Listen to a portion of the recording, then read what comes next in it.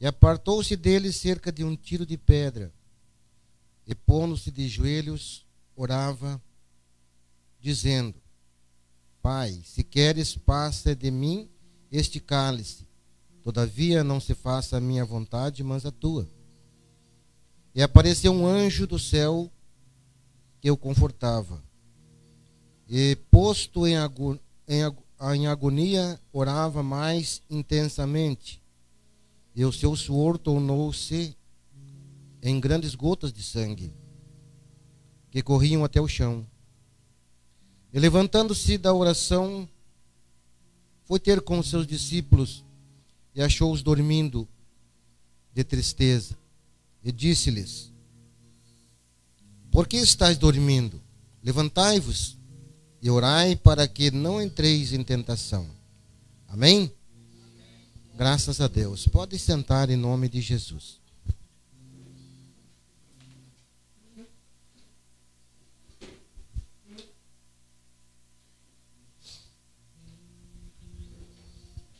Glória a Deus. Nós temos lido uma passagem da palavra do Senhor que está nos 4 evangelhos.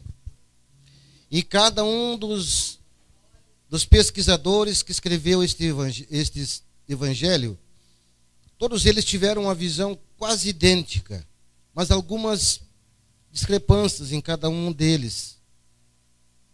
E nós observamos que no texto de Marcos, ele é mais veemente com relação ao sacrifício.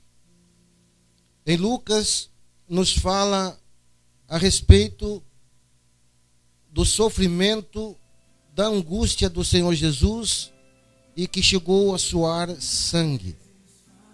Em João, também fala semelhantemente, mas com uma diferença, mostrando o grande rei que há de vir, o Salvador do mundo, o Senhor, o Messias. Amém? Mas aqui nós observamos muitas coisas.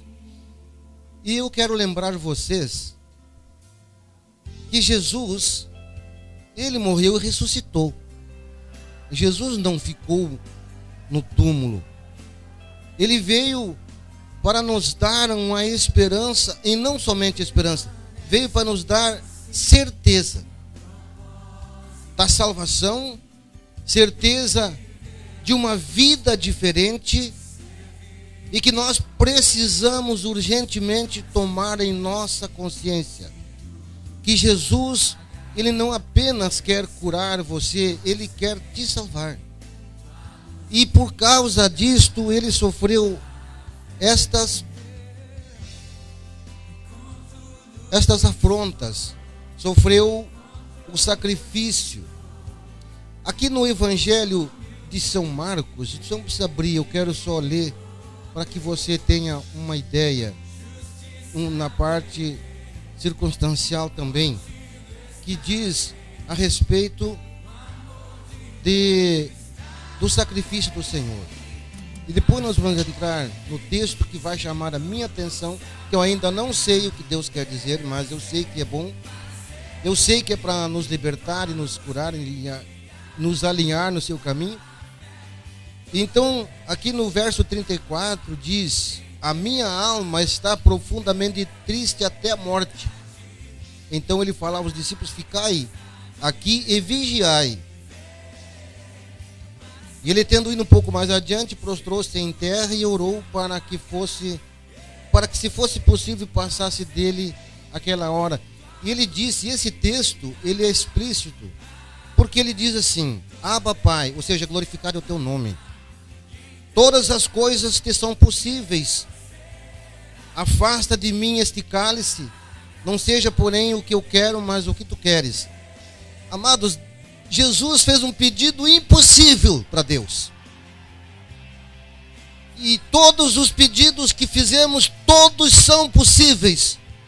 Não existe em nós um pedido que nós faça e que Deus não possa fazer. Mas Jesus fez um pedido que ele não poderia fazer. Se ele concedesse esse benefício para o seu filho, nós estaríamos perdidos. Nós não compreendemos a profundidade da palavra de Deus e brincamos com o Evangelho. brincamos com a palavra do Senhor. Muitos, em muitos lugares, como disse Pedro, estão fazendo do amor de Deus um grande negócio. Estão esquecendo que as almas estão perecendo por falta de informação a respeito da palavra, a respeito daquilo que Jesus veio realmente fazer, que é salvar as pessoas do inferno.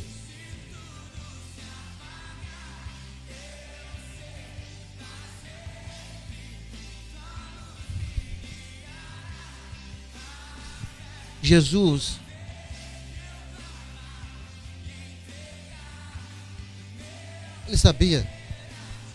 ele sabia que Deus não podia fazer aquilo ali, porque Deus lá no início ele havia se comprometido.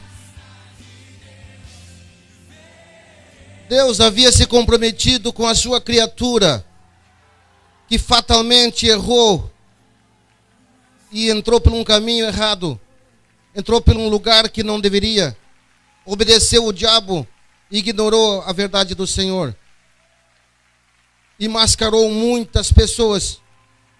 Muitos homens e mulheres hoje, o mundo afora, estão mascarados diante de Deus e esqueceram que Jesus fez um pedido para que esses também fossem salvos. Não. Jesus, ele fez um pedido impossível e ele disse para Deus, mesmo sabendo e conhecendo o grande Deus e o poder que existe na sua verdade: glorificado é o teu nome, todas as coisas que são possíveis. Claro que Jesus sabia, como eu também sei, que todas as coisas são possíveis a Deus, mas esta era uma das coisas que Deus não podia fazer. Esta era impossível, porque Deus havia empenhado a sua palavra lá no começo, quando ele prometeu a redenção para o homem, para que hoje eu e você não brincasse de cristão, e não brincasse de crente, e muito menos usar o nome do Senhor em vão. Deus, ele não podia fazer esse milagre. Ele não podia afastar esse cálice, porque nisso estava a minha vida e a tua vida futura, a tua vida eterna. Amados, Deus, ele quer que você prospere. Sim, ele promete isso, ele nos dá isto. Ele quer que você seja uma pessoa com saúde. Claro que quer. Ele quer todas estas coisas para você, mas ele se preocupa muito mais, porque se fosse apenas pela prosperidade ou por algumas coisas materiais, ou até mesmo algumas coisas de saúde, Deus teria colocado esse benefício a Jesus e teria afastado esse cálice. Mas não era isso. Jesus, ele estava nesse momento fazendo um pedido impossível a Deus. E nós também muitas vezes colocamos alguns pedidos que se tornam impossíveis diante de Deus, porque existe uma barreira do pecado que impede Deus de nos abençoar. Existe uma barreira do pecado que faz com que Deus não consiga te alcançar, porque essa barreira impede Deus de fazer o milagre na nossa vida. Jesus, ele estava fazendo esse pedido, ele sabia, porque ele era Deus. Ele estava lá no início, quando Deus se comprometeu de salvar a humanidade. Deus disse: eu tenho um trunfo. E ele não precisava provar para ninguém, nem para o diabo, nem para anjo, para ninguém. Mas ele empenhou a sua palavra, porque ele sabia que muitas coisas iriam ocorrer. E nós hoje estamos aqui, hoje é um culto de ceia, estamos lembrando desse fato. Estamos lembrando das consequências que ocorreu através disto. E aqui nós observamos o Senhor Jesus, quando ele foi levado quando ele foi até o Monte das Oliveiras para orar, que era o costume. E nós temos o costume de também pela manhã orarmos 2 minutos, ao meio-dia dizer obrigado, e à noite, me cuida, Senhor, e vamos dormir.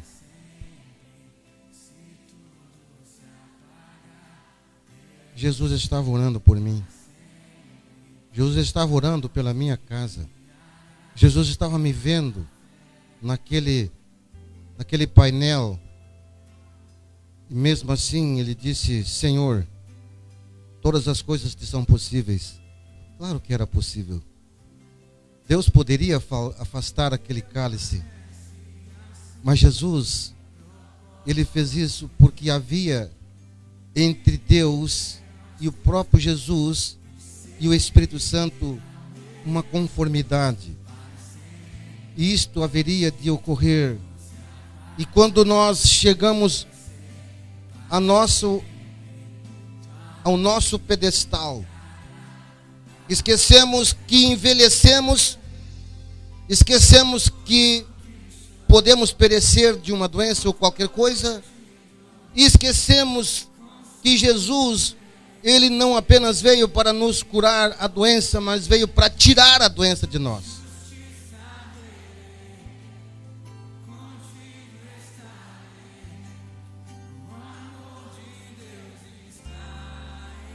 E tendo ido um pouco mais adiante, prostrou-se em terra. O Senhor Jesus, ele estava fazendo um pedido terrível, né? E Satanás estava também ali, dizendo, ou talvez insinuando, ele não vai conseguir suportar. Porque Jesus não estava vendo apenas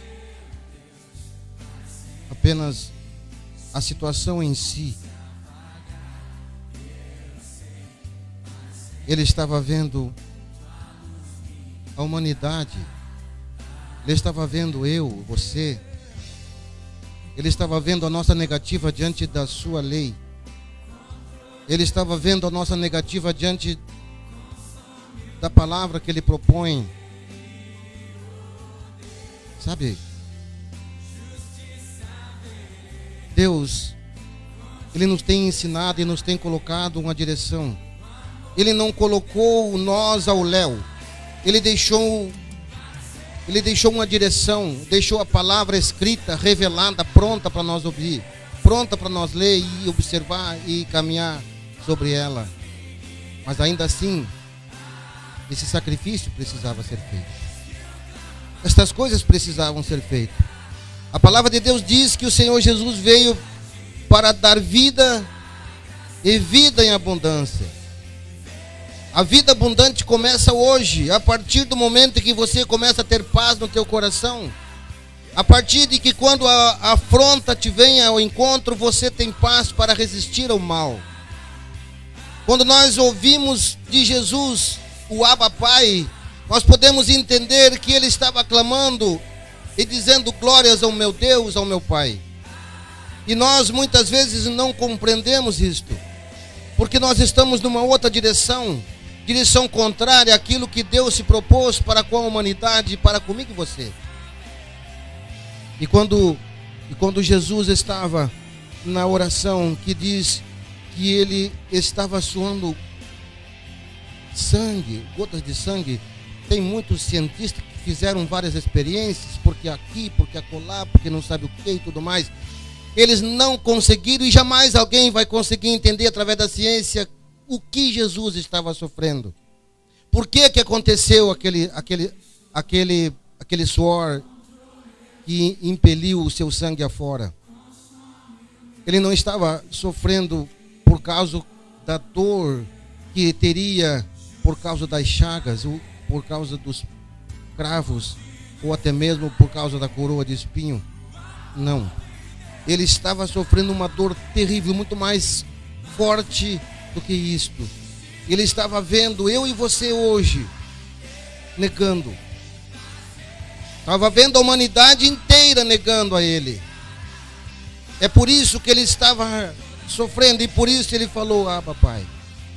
E aqui, amados, nesta noite, que é uma noite de ceia, vamos recobrar nossos sentidos e buscar o Senhor como Ele realmente é, em espírito e em verdade, sem nenhuma discrepância ou brincadeira da nossa parte, porque aqui o Espírito Santo é explícito em dizer: seja santo.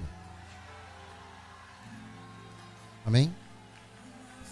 Amados, uma coisa que às vezes eu estou em casa e eu sei que eu não sou entendido muitas vezes. Eu sei, porque quando nós estamos numa outra dimensão, aonde Deus nos leva para viver ou até sentir coisas que os outros não sentem ou não observam ou não sabem, é claro que não vão concordar nunca mesmo. Vocês sabem que muitos dos fariseus, eles eram doutores da lei, apenas doutores da lei. Eles não tinham nada do Espírito Santo na sua vida. E é por isso que eles queriam matar Jesus. E é por isso que eles diziam que Jesus era endemoniado. E é por isso que muitos hoje também são taxados dessas coisas. E aqui nós observamos um detalhe interessante. Que quando o Senhor Jesus, Ele chegou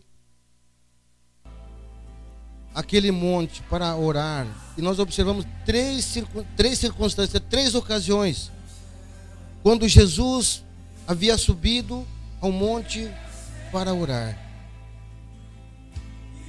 Quando ele chegou ao monte para orar, então ele saiu do lugar onde estava, como ele era acostumado. Sabe, nós também hoje temos alguns costumes, algumas direções diárias em nossa vida. E aqui eu estou falando das coisas de Deus, e eu falava ainda ontem assim: amados, quando é dia de culto de manhã, eu já estou pensando: meu Deus, hoje tem culto, eu preciso estar na tua presença o dia inteiro. Não que os outros também não estejam, mas hoje é um dia especial. Eu me preparo de manhã, durante o dia, e poucas vezes eu falo algumas coisas que não condiz. Mas eu me preparo, eu estou sempre ligado. Hoje é dia de culto, hoje é o dia da ceia. Hoje é o dia do culto de oração e eu preciso estar lá, eu preciso ir orar. Hoje eu me comprometi com o Senhor Jesus, e às vezes a gente não consegue dar conta de tantas coisas que a gente se compromete. A gente se compromete às vezes com coisas que não tem nada a ver com Deus, e esquece que Deus tem que ser a primeira coisa em nossa vida, porque o primeiro mandamento é este: amar o teu Deus em primeiro lugar.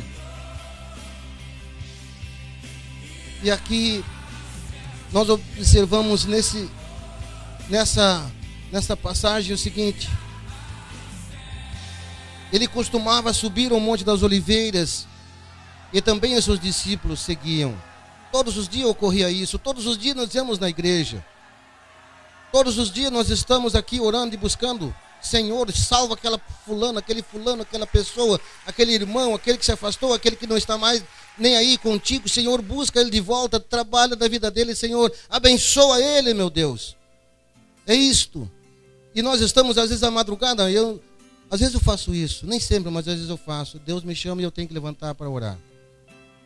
E muitas vezes manda orar contra aquele que não gosta de mim. E eu tenho que fazer, não é verdade? Mas é assim. Então, Jesus, ele estava sofrendo as consequências nossas.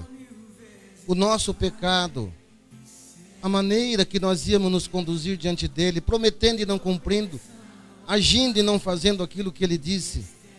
E hoje eu vejo um mundo totalmente corrupto, completamente corrupto. Aquilo que o apóstolo Paulo falou a Timóteo no capítulo 2, no segunda carta a Timóteo, ele diz que os homens nos últimos tempos seriam profanos, avarentos, presunçosos, caluniadores, corruptos, profanos. Isso ele englobou todas as coisas que ocorrem, e dentro da igreja muitas vezes é assim.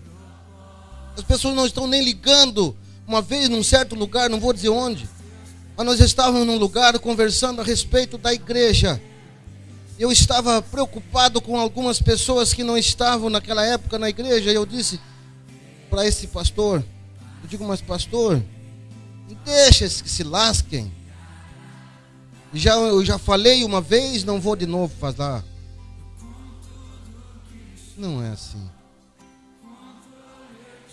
Quantas coisas ocorrem. E às vezes eu oro e peço a Deus, Senhor, eu não quero. Não é que eu quero ser melhor que ninguém, não é isso. Mas eu quero ver se eu me esforço um pouco mais. Me ajuda um pouco mais. E às vezes a gente dá numa barreira. Existem barreiras que nos impedem de fazer aquilo que a gente não gostaria de fazer para que a igreja fosse mais, digamos assim, mais eficiente nas coisas materiais, porque as espirituais, essas vêm de Deus. É isso. Então, quando nós observamos aqui o Senhor Jesus e os seus discípulos indo naquele costume, todo dia eles estavam indo. Eu acredito que toda vez eles estavam indo para lá, quando eles estavam nesse determinado lugar. Eu tenho uma passagem maravilhosa que eu vejo quando o apóstolo Paulo ouve um pedido de alguém que está de um outro lado, dizendo: Paulo e teus passem a Macedônia.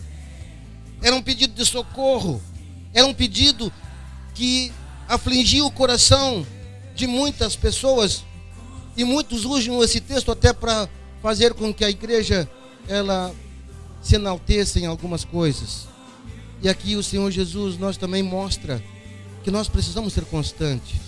Todas as vezes que nós estamos na igreja, vamos procurar observar a palavra do Senhor. Aí ele manda fazer uma coisa: orai para que não entreis em tentação. A oração ela impede nós de agir errado. A oração ela nos lembra, e Deus age em nosso intelecto para que nós não fazemos as coisas que Deus está dizendo. Não bota o pé aí, não faça isso, não põe a mão ali, né? Não faça assim, não faça daquele jeito. E nós, soberbos e profanos, fazemos. Vou mostrar para Deus que eu posso.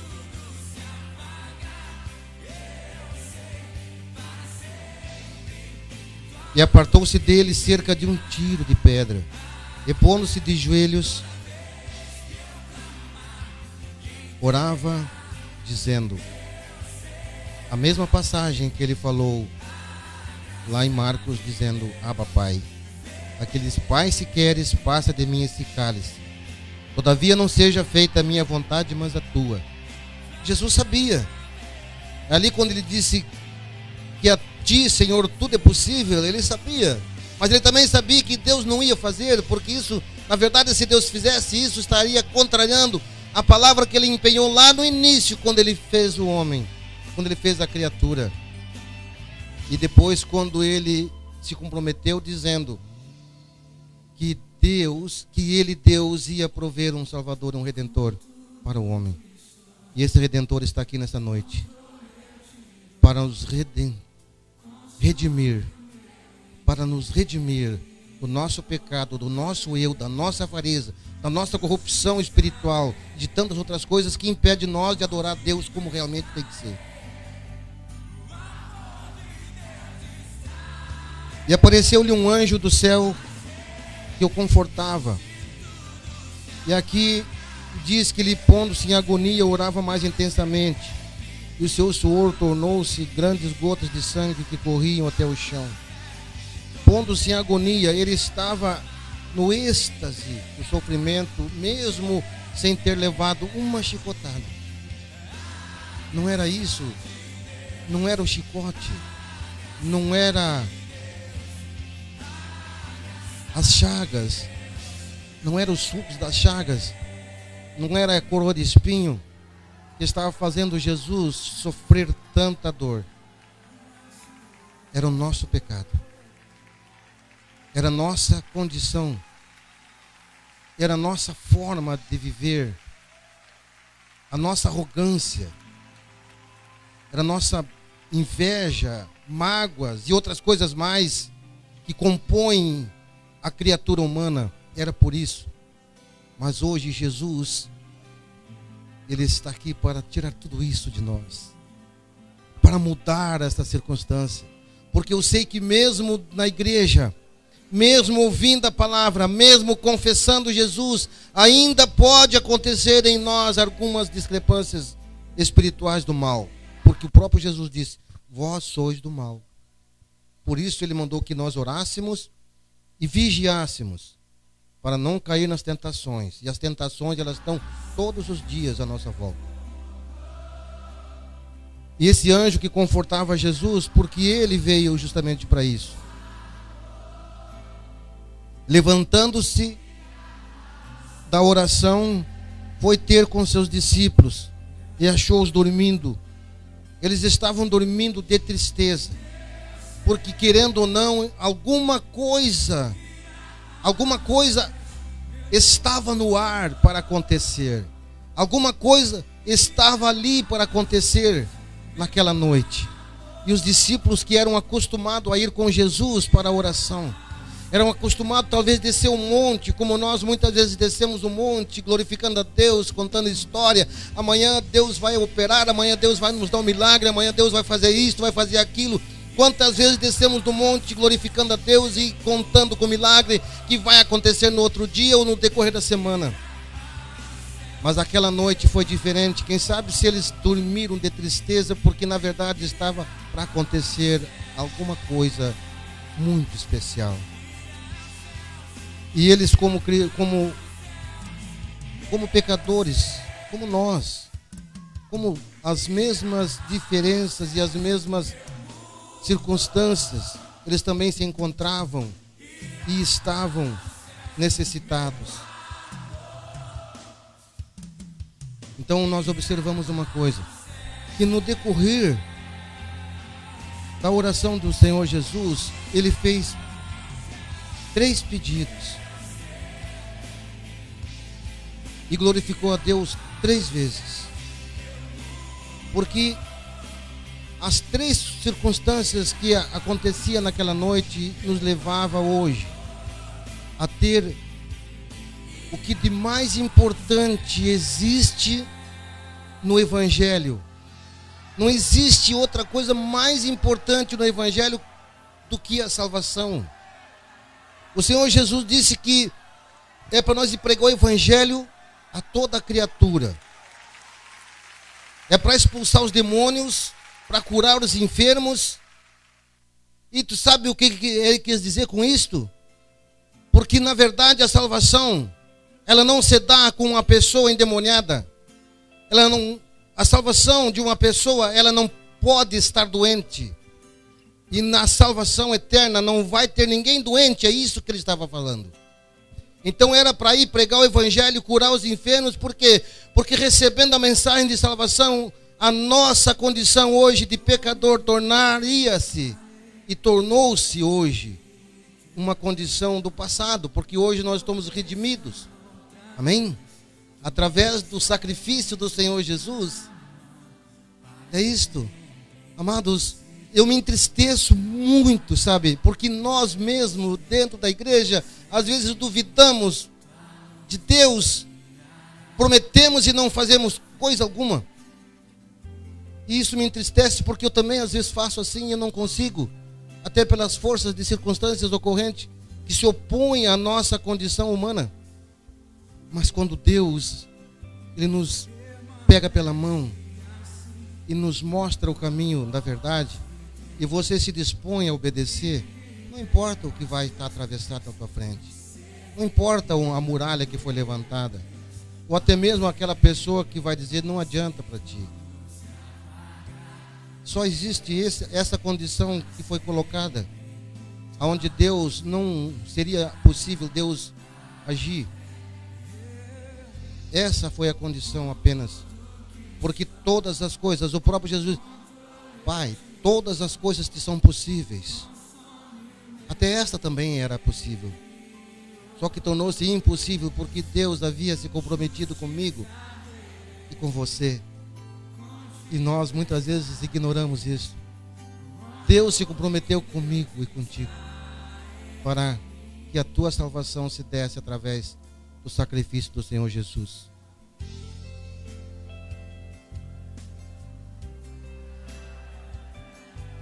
Glorificado é o nome do Senhor. Bendito e louvado é Ele, nosso Deus, nosso Pai. Eu quero terminar o texto, logo temos a Santa Ceia para ministrar. E eu quero dizer uma coisa para vocês. Por que estáis dormindo? Por quê? Nós precisamos estar atentos a todos os acontecimentos. E até o apóstolo João, ele disse que nós temos que discernir os espíritos. Até que ponto isto é verdadeiro ou até que ponto isto é profano. Discernir a direção. Porque Jesus disse que as coisas são semelhantes, muitas vezes. E por isso, muitos serão enganados. Mas ele fez uma ressalva, que os escolhidos de forma nenhuma seriam enganados. Aqueles a quem ele chamou, não seriam enganados, porque ele disse: aquele que vem para trair as pessoas, para fazer as coisas que não deve, parecida com aquelas que ele faz, também enganariam a muitos, ou até mesmo, se possível fosse, os escolhidos. Mas então isso não é possível. Amém? Se você é um escolhido, você não está sendo enganado. Amém? Levanta tua mão aos céus e diga comigo assim: Senhor Jesus, obrigado por ter me escolhido. Obrigado, Senhor, por ter morrido em meu lugar. Obrigado, Jesus, pela vida que tu me deste e que está em ti. Amém? Graças a Deus. Uma salva de palmas ao Senhor Jesus. Aleluia. Bendito e louvado é o seu santo nome. Aleluia.